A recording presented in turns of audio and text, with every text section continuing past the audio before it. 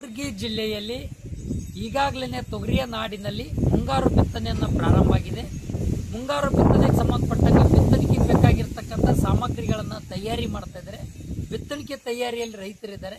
ರೈತರ ಬಿತ್ತನೆಗೆ ಸಂಬಂಧಪಟ್ಟಂಗೆ ಬೀಜ ರಸಗೊಬ್ಬರಕ್ಕಾಗಿ ಅಲೆದಾಡ್ತಕ್ಕಂಥ ಪರಿಸ್ಥಿತಿ ಬಂದಿದೆ. ಇವತ್ತು ರಸಗೊಬ್ಬರದಂತೂ ಹಾಹಾಕಾರ ಇದೆ. DAP ಗೊಬ್ಬರದಂತೂ ಯಾವುದೇ ಕಾರಣಕ್ಕೂ ಎರಡೆರಡು ದಿನ ಮೂರು ದಿನ TAPSMS VSSN ಸೊಸೈಟಿ ಎದುರುಗಡೆ APMC ಎದುರುಗಡೆ ಇವತ್ತೆಲ್ಲ ಸರ್ಕಾರಿ ಕಚೇರಿಗಳ ಎದುರುಗಡೆ ಇವತ್ತು ರೈತರನ್ಕರ ಅಲ್ಲೇನೆ ಮಲ್ಕೊಳ್ತಕ್ಕಂಥದ್ದು, ದ್ವಾಮಿ ಕಚ್ಕೊಂಡು ಬೀಳ್ತಕ್ಕಂಥ ಪರಿಸ್ಥಿತಿ ಬಂದಿದೆ. ಮನೆಯಿಂದ ರೊಟ್ಟಿ ಕಟ್ಕೊಂಡು ಬಂದು ಇವತ್ತು ಸರ್ಕಾರಿ ಕಚೇರಿ ಮುಂದ್ಗಡೆ ಇವತ್ತು ಅಂತ ಜೋತ್ಕೊಂಡು ಕೊಡ್ತಕ್ಕಂಥ ಪರಿಸ್ಥಿತಿನ ಸರ್ಕಾರ ಇವತ್ತು ನಿರ್ಮಾಣ ಮಾಡಿದೆ.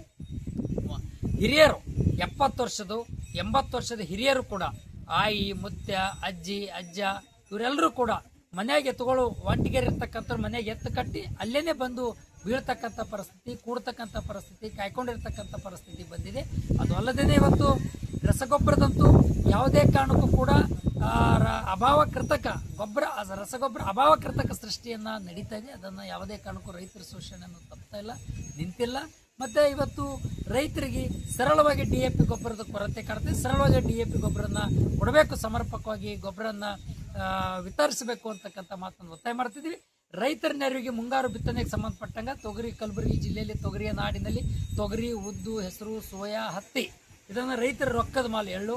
ಹಾಗಾಗಿರೋದ್ರಿಂದ ತಕ್ಷಣದ ಎಲ್ಲ ರೈತರಿಗೆ ಸಮರ್ಪಕವಾಗಿ DAP ಗೊಬ್ಬರ ವಿತರಣೆ ಮಾಡಬೇಕು ಅಂತಕ್ಕಂಥ ಮಾತನ್ನು ಕೇಂದ್ರ ಮತ್ತು ರಾಜ್ಯ ಸರ್ಕಾರ ರೈತರ ನೆರವಿಗೆ ಧಾವಿಸಬೇಕು.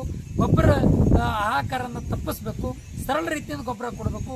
ಒಬ್ಬ ರೈತರಿಗೆ 2 ಚೀಲ ಕೊಡ್ತೀನಿ ಅಂತಕ್ಕಂಥ ತೆಗಿಬೇಕು.